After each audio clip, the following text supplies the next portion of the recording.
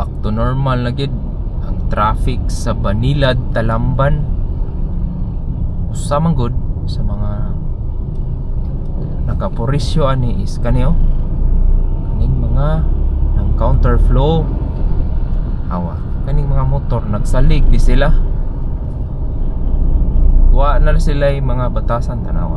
Wa na nila gi-follow ang line. Kung good citizen ka, gatoo ka nga mayo na imong gibuhat. Pero kanang pag solid line gud na, kung wa ka kasabot, mura na siya barrier. Mo na siya ay barrier sa left and right lane. Uban wa gyud ganahan ra makauna.